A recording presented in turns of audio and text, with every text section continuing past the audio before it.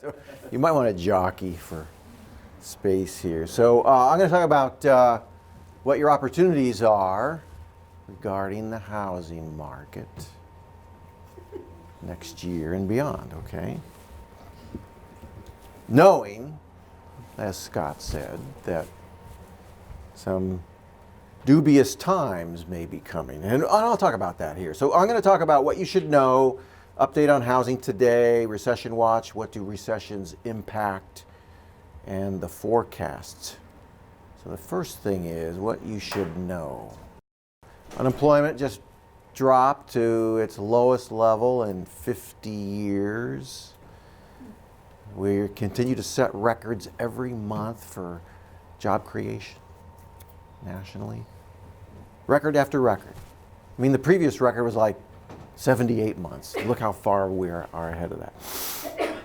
But we're slowing down nevertheless, and we went from 2.9% growth last year. Looks like we're running at about 2.1. So things are slowing. Okay, and then the trade war, and that's creating uncertainty. All right, so there's been an impact on the economy, but hasn't been much. Hasn't been much to date. More or less the uncertainty of how long it's going to last and what it will be. But right now, things are actually not that bad. Stock market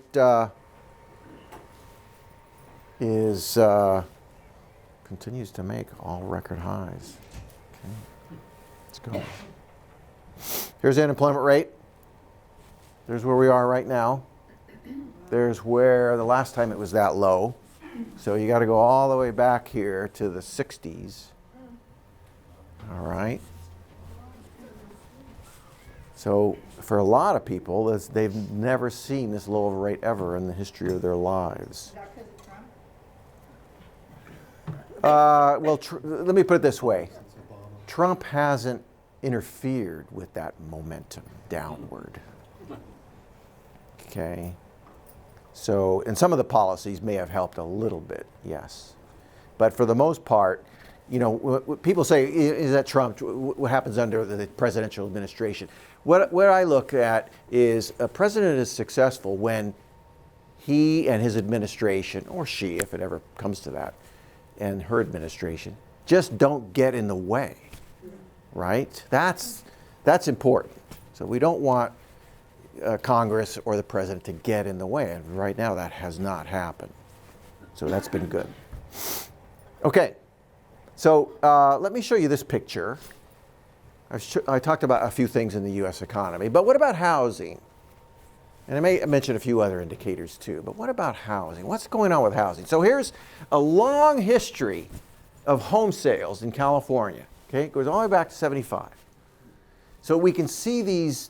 See, it's volatile. You can see how it moves. It's in a volatile fashion. So that was the expansion after the 74, 75 recession. And that was the expansion after the 80, 82 recession. And then that was the expansion that occurred after the 2001 recession and going into the housing bubble, when everybody overbuilt and everybody was buying everything because you could get a loan for nothing, right? And there's where we are now in this expansion. The expansion since we broke out of the Great Recession. And we broke out here at 2007, 2008, 2009. So by 2010, here's the expansion that we're in. And there's not much been going on compared to where we were in the previous several cycles. See? So, you know, we need to talk about that a little bit. But we did have that surge, that little surge. That was when we were selling all the foreclosures. Okay? So we were selling them for bargains. That's when you bought your, that's when they paid you. Actually, I bought in 13. 13? I was at the very tail end.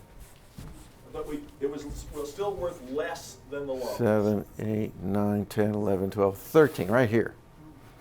Okay, well, you were lucky. Well, but it was still less. It was worth less than the loans. You should have bought in 2011, Scott. They would have given you 20,000. Okay. So that's what those little surges were. You're included in that circle. So it was selling off all of the foreclosed properties, and so. But since then, it's been nothing. And this has been nothing like previous expansions. That's been the weirdest thing. The housing market really has not contributed to the economic prosperity that we are realizing now in the last 10 years. It's really been the laggard. And the national picture just only looks a little bit better than this. Not much better. Okay, there's where we are now. That's 2019. 2019 is not done, but that's the pace that we're on. So that's where we'll finish if we continue at this pace, which we're likely to because we only have a few months left. Okay, so that's where we are. We're almost at recession level lows now. Okay, so what's with housing? The existing housing market is it's kind of sputtering. Nation, California. Selling prices are still rising, however. But there's particular metro regions where there's this divergence that's occurring between prices and income, and that's mostly in California. But it's happening in other areas too. You can't really see this at the broad national level. Everything's aggregated together, but you can see it in the coastal regions here. Okay, and so there is been some adjustment. So how do we interpret the housing market? What's going on right now? Particularly now when you see things are, everybody's got a job. Employment is at all-time high. Wages are rising. In fact, they're the highest they've ever been. Income's the highest it's ever been. Household debt's the lowest it's ever been. Household incomes are the highest they've ever been. We're in a golden age of the American economy right now. Well, I have a question, but is the job market really segmented? It seems like all these technological people are being paid a fortune, so it looks like, the average wages, but are there sectors of the Almost every sector. employment is left that are people that No. are employment left out? It used to be, but not anymore. Everything's caught up. Every level, every different definition of unemployment is at the lowest levels. Part-time, and whether you're in the job that you want to be in. That was a part of unemployment rate too, or you're just accepting whatever you can be. Are you getting part-time employment when you want full? All those things are at cycle lows. Wages are all at highs for almost everybody. That's why there's this big move right now to get robots going so we can take over the mundane, repetitive jobs that we now hire labor for with robots. Okay, and I have a whole big talk on that, but I'm not going to talk about it tonight. Do you think the plateau with the housing market has anything to do with the cap on property taxes with regard to certain states that are involved? Capping it at 10,000? Yeah, the SALT issue, which is state and local government tax ceiling. Do you think that has an effect? And the property tax only 10,000. Yeah, it has some effect, but not like we're seeing, because even in states in which those don't exist, the market's just not doing what it used to do. Okay? A large part of it is because millennials, who are the biggest population now and the largest home buying segment theoretically, aren't buying. They're not buying, right? Why can't they buy? Why aren't they buying? They can't afford it because why?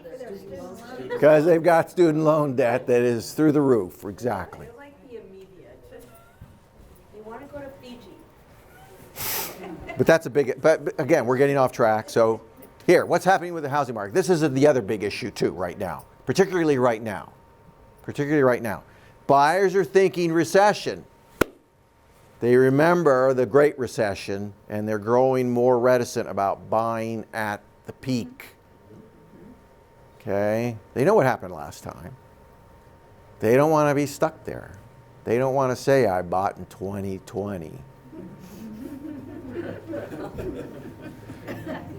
That's like saying, I bought in 2007. I bought in 2006. They don't want that stigma. Okay, so that is this wait and see thing. Interest rates are falling again, positively impacting affordability to some extent, but housing prices just continue to rise. They continue to rise. They're not really leveling off much. So unsustainable affordability levels, that's what I call them, do ultimately manifest in price corrections in higher end markets, and that's what we're seeing now. We're seeing that. So here's some housing prices. I just threw a few up that are high end: Westlake Village, San Jose, and Santa Barbara, right? And they're monthly, and I just took a small snippet through August of this year. So there's Santa Barbara. It's kind of moving lateral. It's not really gaining. And Westlake Village was kind of moving down. It's kind of moved up. But it's flat. And then San Jose is actually going down. Okay, we're seeing a lot of markets like this. The higher end markets are doing this now. Okay, so there is a healthy correction that's occurring in the higher end markets. All right. So let's talk about the next recession and the anticipated recession. We're not likely to see home prices really collapse, and I'll talk about this. They could see them go down, and we're seeing this lateral movement to somewhat moving down, but not collapse. The continuation of this lateral to modest lower direction is going to be more likely. So don't hold out for huge bargains in the housing market. Don't wait and see. I'm going to wait for a 20-25% drop. All right, that can happen, but I'll tell you why it's not likely to. There will be fewer buyers, however, and that's going to be less competition. Okay, therefore, multiple offers unlikely, and if you're a must seller, you'll be less discerning. I don't know how my thing got off the end, but it did. So keep these things in mind when we're looking towards the next recession, which I'm going to talk about right now. Speaking of recession, let's talk about this. And as I said, I've talked about this. This is the most widely anticipated recession in history. Why is that? Okay, because one of the reasons is the expansion is, old. Very old, actually. And we all know that the sun doesn't shine forever. Okay. In fact, I like to show this picture. This is economic expansions, the length of an economic expansion. So after a recession, you have an expansion, then you go to a recession. Then you have another expansion where everything's growing, recession. So this is the length of the expansion in months going back to the 40s. So this was the 45 to 46 expansion, and then we hit recession. Then 49 to 53, et cetera, all the way to the current. So there we are. We're at 124 months and counting, still counting. This is through October. So I'm assuming we won't be in recession in the next 7 days. Okay, the previous records were the 60s and then the 90s. Okay, and we just beat the 90s. That was the when Clinton was around, and the tech boom and everything else. And then we went into recession because of the internet boom, and everybody was expecting billions of dollars from a website. All right, so that's one of the big issues here is that we're at the all-time record high in the expansion. So we know that things can't last forever. And the National Association of Business Economists survey from the most recent, survey that they took in August, 38% expect recession next year, 34 in 2021, 14 in 2021 or after 2021. So, you don't have 50% next year, so don't think it's necessarily going to happen, but it's a growing number. All right, that's what's important. TD Ameritrade says a 50% likelihood in 2020. And the chief economist of Vanguard says 30% chance in 2020. So they're all coming out with their odds and likelihood of recession, and they're all high, but at least they're not more than 50. It's not like a done deal, because we just don't have that many indicators that are collapsing right now that are giving us those signs. In fact, the stock market's practically at an all-time high, not far from it. Again, the unemployment rate's the lowest it's been. Incomes are still rising. There's still a lot of good things happening in the economy. Even our governor says recession is imminent when he and the legislature made the budget for 2020. They really put a lot of contingencies in because they think perhaps there is some recession. Okay, let's look to see what recessions impact. Okay, so here's employment in California, going all a long way back. All right.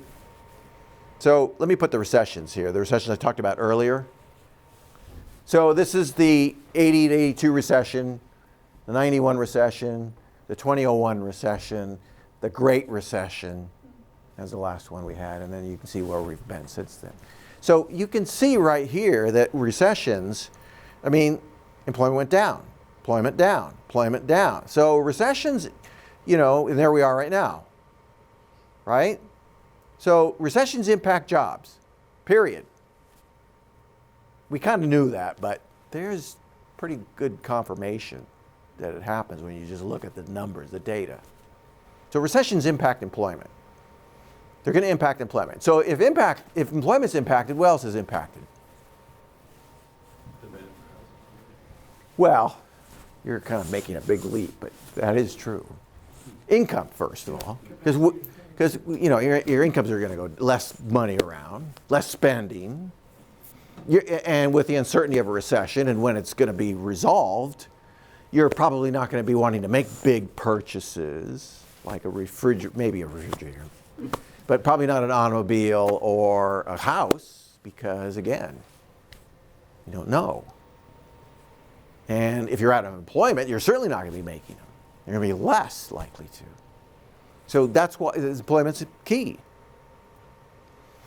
Here's investment in new commercial and industrial structure. So this is new building, but not housing. New building of everything, but not housing. Commercial industrial structure. So let me put the recessions up. Here they are again. So I'm not showing you kind of what happened pre-1979, but it was higher. So this is actually a low level right there. That really tailed off after the 1991 recession, particularly in California. That recession in California lasted a lot longer than the rest of the nation. And that's why you see this lingering on. Okay, it was hard to break out of that recession. That was a bad one. And then we had the dot-com recession. It wasn't that bad in California, at least. They tend to go sort of every other one. And then there's the Great Recession, real deep. And then here we are now. So you're likely to see recessions impact building almost in all cases too. All right, so they're going to impact building. So look for that to be the case.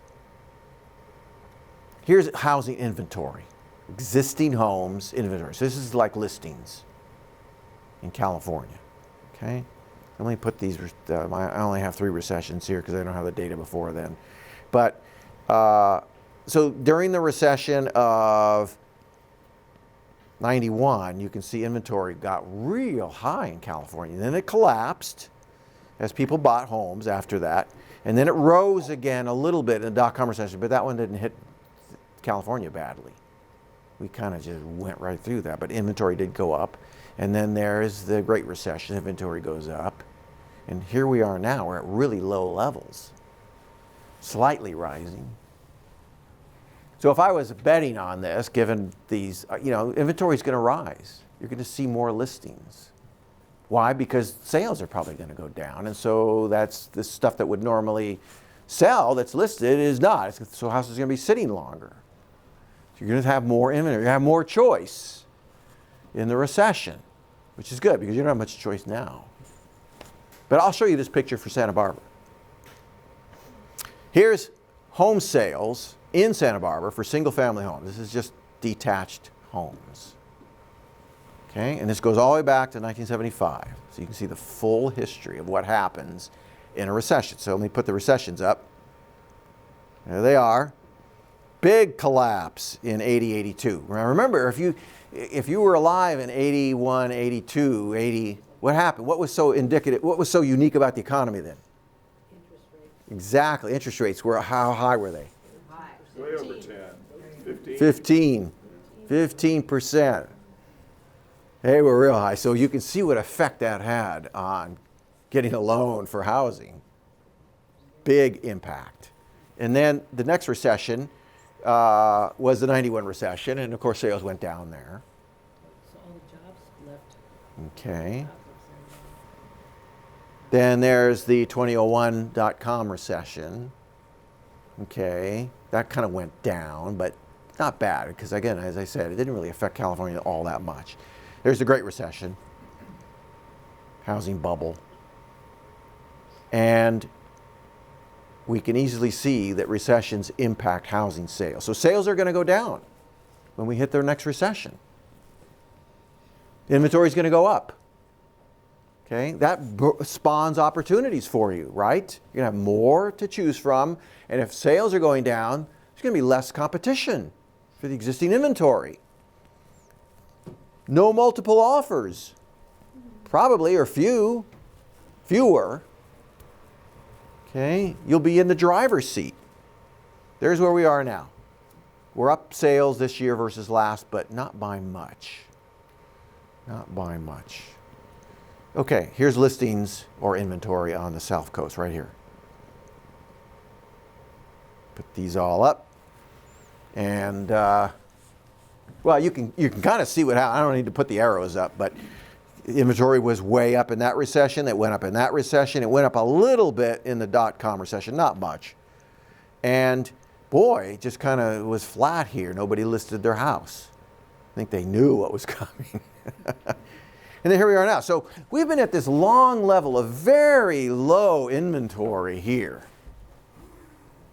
Okay, very low compared to where it used to be. Nobody's selling their house. Boomers bought their house. They're going to die in it.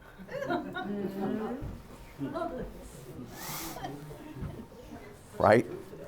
Is that because we went from $400,000 houses to $1,400,000 houses? It's harder to sell, or you can't necessarily buy it? Yeah, and then we don't want to have to reset our property tax either. So the Prop 13 is helping to be responsible for this.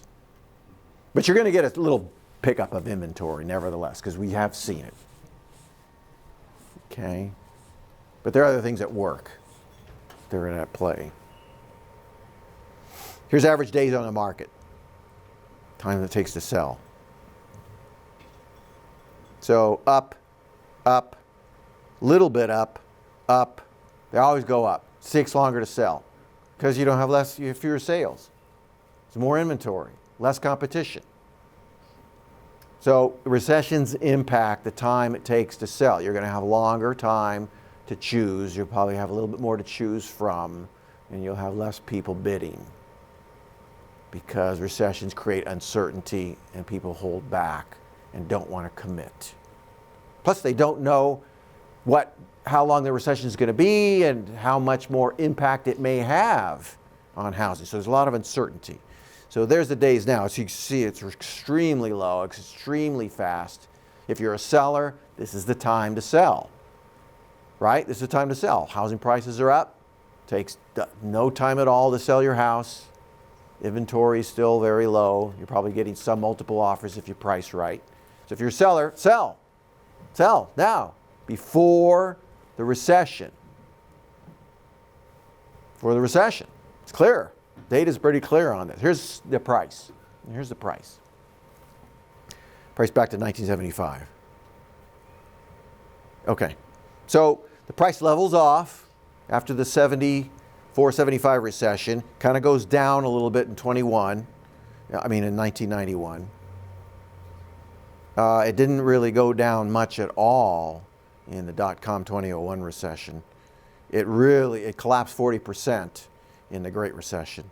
And so here we are now at an all-time record high on the South Coast for home prices. Where do you think it's going to go? It's probably going to correct a little bit because we're already seeing that. And then when demand comes down and maybe inventory goes up and it takes a little bit longer to sell because those are all the characteristics, you're likely to see housing prices adjust, correct. So, I don't know that they're going to go down that much. That's why I kind of warned you ahead of time. Unless it's housing based. We don't look for the next recession to be housing based because housing really isn't doing anything. Housing is not really contributing to anything right now. I have a comment, I don't know if it's right or wrong, but when my wife and I moved here about 1974, the prices of houses here were the same as they would be any place else, because it was sort of like, well, what's it cost to build a house without Right. regard to the land? Right. But now that we're out of land, maybe that's what's pushing prices through the roof. Well, it's the fact that, well, we're really not out of land. We could rezone. You know, it's the way the zoning has gone, and the fact that we don't want high density. We could build a lot more housing in town. We could build a lot more out. We could build on Bishop Ranch. We could build 2,000 homes there. There's still land. It's just that we don't want to rezone it like we see other places. Okay? And we could build higher density in Santa Barbara or in Goleta or in Carp. Okay? Or we could rezone a lot of this ag stuff and put houses on it. But nobody wants to do that, of course, because of quality of life issues. Right? So, and for that matter, we've been so slow in permitting other housing that's also been a slack of supply. So it's a supply-demand issue. We have tons of demand to want to be here in coastal California and very little supply. So that's really what it amounts to. Okay. Finally, I think I have median sell price to median price. So the sell price, the ratio of the sell price to the listing price. So if it's 1, that means the selling price went for the listing price. If it's less than 1, then the sell price went for less than the listing price. It can't be greater than 1 unless, well, it can be greater than 1 when you have tons of offers and everybody's willing to pay more than the list price, but not in the aggregate. You'll see particular cases of that, but not overall for the entire year. Okay, so 1 is my upper bound. All right? So does the selling price equal to the listing price, or is there discounts given? The seller takes less. So here is the 81 recession, 82 recession. So you can see that the median price went lower than than the top listing price. So it dipped, and it dipped also in 91. Okay, and there's 2001. It didn't dip. There's the Great Recession. It dipped big time, a lot. And then here we are now. We're almost at 1. So I imagine to see a little bit of a dip. Again, that's congruent with everything else. A little bit higher inventory, longer days on the market, sellers willing to make a few more concessions, take off contingencies to sell their home because it's taking longer and they need to sell. So that's kind of the thing that happens during these times. Right? Okay. Sentiment, overall consumer sentiment. How do people feel about the economy? That goes down during recessions. You can see, I'll just put these up real quick. That's my daughter bugging me. Okay, I didn't tell her I was here. She's 17. She goes to Dos Pueblos and I don't know what she wants. So, yeah. So here you can see that consumers get worried and don't have as positive a sentiment in recessions. Low, low, low. Starts going down. It's really low back then. But now we're really high again. So people will start to worry. They'll get anxious. They don't like the fact that they're out of a job, that their incomes are going down. Recessions do impact sentiment. And sentiment right now, it doesn't look very nervous because sentiment is normally close to an all-time high, although there's a lot of ebb and flow right now, a lot of volatility in consumer sentiment right now. So consumers may be getting a little bit nervous. It's still high, but it may be getting nervous. What are they nervous about? They're nervous about their jobs today and in 6 months, their wealth, and their wealth means their stock market positions and their home values. So again, if their home values start going down, they will get shaky. And that's why they get nervous during recessions, because they fear for their home values and their stock market portfolio, for that matter. Here's stocks. That was the recession, recession, recession, recession. You can see stocks respond to recessions. We all know that, but there's the evidence. And there's where we are now, right? The S&P through October is near all-time record high.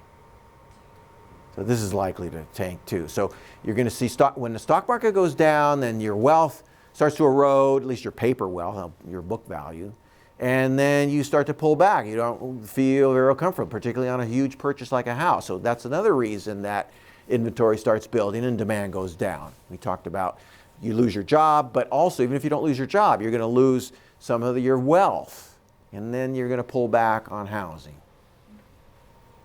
Okay, so just know that this is all coming to some extent. Okay, real quick, I want to just show you these and then I'm kind of done. But here's Zillow. Here's the prices in some of these towns, and that's the current price that you see there. So current price in San Jose is over $1 million. And Zillow has the price forecast for San Jose going down. Okay? 4% next year. That's what Zillow has. Here, let me get through these and then. Here's Cupertino, Bay Area again. 2.1 million is the median price there right now. Okay, down 8%. So Zillow has them down, adjusting, correcting. Here's Santa Barbara. Zillow has, Zillow has the Santa Barbara down only 1.3% next year. I have Santa Barbara down a little bit more than that, but not much. The median price is about 1.2 million. In fact, if you look at all the higher end markets, here they are. Bel Air, Santa Monica, Manhattan Beach, Newport Beach, La Jolla, Avila Beach up in San Luis, Carmel Valley, Half Moon. But just pick out your favorite high-end area. Okay, there is the forecast by Zillow. They're all negative. All the high ends are negative. So there is a correction that Zillow does see forthcoming, and it's obvious why. Because we're going into a softening period, and people are reticent to buy in this period. And the stock market may make some corrections and be more volatile, and people get worried about that, and sentiment starts to erode. And so that's kind of the 2020 look here. Now, if you're in markets that are much lower end, like Fresno, then 242,500 is the current price there. 3.6% appreciation by Zillow. Okay, and here's another one, Santa Maria, up 2.3. And if I look at any low-end market like Oxnard or inland areas like the Inland Empire or Central Valley or even some Sacramento areas, they're all going up because they're all low. Anything under about 550,000 going up. Everything over that, moving lateral, going down. Going down. That's the forecast. There's Oxnard right there. Up. And there, 503. Okay, so real quick, there's 4%. Those are jumbos and conventional, traditional conforming. There's we are through October 11th. Mortgage rates are extremely low. So even in extremely low times that we're seeing right now, below 4% again, we still can't get the housing market really moving fast. People are not putting their house up for sale, and prices are still very, very high. Okay. Conclusions. So let me give you the conclusions. Winds of recession are blowing. The actual event is a year or maybe even more, because we really don't see the antecedents of that occurring so quickly. The housing market will continue to modestly correct. The seller's market is now before the slack in demand occurs. We see some slack in demand, but not much, because it doesn't take long to sell things. Are you still getting multiple offers? Only a few. Only a few. Yeah, it's probably 1 out of 8 or maybe even less. Okay, well that's still not bad. We would hit 30 and 40% in Is that right? much better markets. Okay. It's nothing close to this. So there's a slowing there too. So we are seeing these effects on the housing And market. mostly that's sub $1 million. Right, Affordable stuff. right. Affordable, whatever that means here. Okay, so it's a seller's market now still, although it's starting to turn. Used to be a bigger seller's market a year ago, but things are changing. So if you're a seller, you need to price to sell now, before you have to price significantly lower to sell then. That's the case. That's the message. The buyer's market is coming, right? As the economy softens, more opportunities for buyers emerge, and a lot fewer for sellers. So there'll be more inventory, less competition. There'll be a growing likelihood of seller concessions and less contingencies. and less conditions put on the house. So you got to be ready for this. So readjust your stock portfolio so you're not hit big time with any wealth decline, collapse, because you had your, all your wealth in the wrong stocks right now as we go into a recession. Buyers or sellers, however, should also buy stocks when we hit the low recession. That's when you readjust back. So think about housing, selling and buying during the recession, but when you're at the low point of the recession, or at least you're at a very low point, start to think about buying stocks. Increase your wealth. Okay, I think that's it. I have this boring kid here that we need to get this recession that we're not even in yet over with. Okay, thanks. All right, thank you, Mark.